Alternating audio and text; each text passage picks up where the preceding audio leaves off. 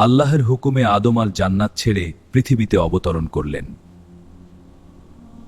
এই পৃথিবী ছিল নতুন, নির্জন ও অচেনা, মানুষের জন্য এক বড় পরীক্ষা। এই পৃথিবী ছিল নতুন, নির্জন ও অচেনা, মানুষের জন্য এক বড় পরীক্ষা। আল্লাহ আদমকে শিখিয়েছিলেন কিভাবে এই পৃথিবীতে জীবন গড়ে তুলতে হয়। পৃথিবীতে প্রথম ইবাদতকারী ছিলেন আদম যিনি আল্লাহর কাছে ক্ষমা প্রার্থনা করলেন। আল্লাহ আদমকে একা রাখেননি, হাওয়া কে তার সঙ্গী করে দিলেন। পৃথিবীতে এসেও আদমের শত্রু শেষ হয়নি, ইবলিস অপেক্ষায় রইল। এই পৃথিবীতেই শুরু হলো মানব জাতির ইতিহাস, আদমানের মাধ্যমে। এটা আমাদের শেখায় পৃথিবী পরীক্ষার স্থান, আর সফলতা শুধু আনুগত্যেই।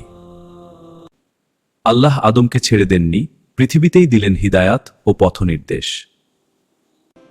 আদম ও হাওয়ার ঘরেই পৃথিবীর প্রথম মানব সন্তানদের জন্ম হল। মানুষের জীবনে পরীক্ষাও শুরু হল, আনুগত্য আর অবাধ্যতার পার্থক্য স্পষ্ট হতে লাগল। এই পৃথিবীতেই ঘটল মানব ইতিহাসের প্রথম বড় পা, মানুষ কাঁদিয়ে গেল চিরদের জন্য। ভুলের পরও আল্লাহ তওবার দরজা খুলে দিলেন, এই হলো রহমতের পরিচয়। হে মানুষ, আল্লাহ পথে আদম হলেন পৃথিবীর প্রথম নবী, যিনি মানুষকে আল্লাহর পথে ডাকলেন। পৃথিবী কারো স্থায়ী ঘর নয়, এটা শুধু পরীক্ষার মাঠ। যে আদমের পথ ধরবে সে সফল হবে, আর যে শয়তানের পথ ধরবে সে হারাবে। আদমবা তার সন্তানদের শিখালেন আল্লাহকে ভয় করতে, সত্যের পথে চলতে। ইবলিস মানুষকে পথভ্রষ্ট করতে ফিস করতে লাগলো। হালাল পথ শান্তি আনে, হারাম পথ ধ্বংস ডেকে আনে। মানুষ ভুল করে, কিন্তু আল্লাহর রহমত সবচেয়ে বড়।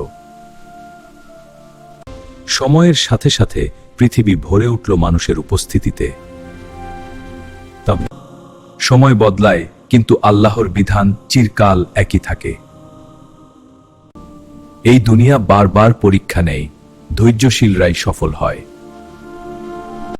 আমার সন্তানরা, আল্লাহকে ভুলে যেও না, এটাই তোমাদের মুক্তির পথ। আদম পোয়ার দিয়ে শুরু নবীদের দীর্ঘ ইতিহাস। বাবা, আমি আল্লাহর ইবাদত করি। আমি চাষাবাদ করব। সত্যি আল্লাহর জন্য ভালো কাজই শ্রেষ্ঠ।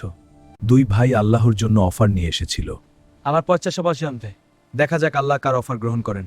হাবিল তার সম্পদ আল্লাহর সন্তুষ্টির জন্য দান। লাভ হবে না। কেন আল্লাহ তার অফার গ্রহণ করলেন, আমার নয়? হে ভাই, শান্ত থাকো, ঈশ্বর সব জানেন। সতর্করা ভাই, ঈশ্বরের নির্দেশ পালন করো, আমি যা চাই তা করব। ভাই, ঈশ্বরের নির্দেশ পালন করো, আমি যা চাই তা করব। হে ভাই, শান্ত থাকো। কাবিল হাবিলকে হত্যা করলো, এটি প্রথম মানব হত্যাকাণ্ড। হে আল্লাহ, আমার রক্ষা করো, কোনো লাভ হয়নি। হাবিল আল্লাহর সন্তুষ্টির জন্য প্রাণ দিয়েছিল। আপের পরিণতি সহ্য হয়েছে। প্রাতর্ঘাত শাস্তি এবং একায় সত্যিই ধৈর্য মুক্তির পথ। প্রথম হত্যার ঘটনা মানুষকে শিক্ষা দিল, ভাইদের মধ্যে বিরোধ আল্লাহর পথে ধন্য যায় না।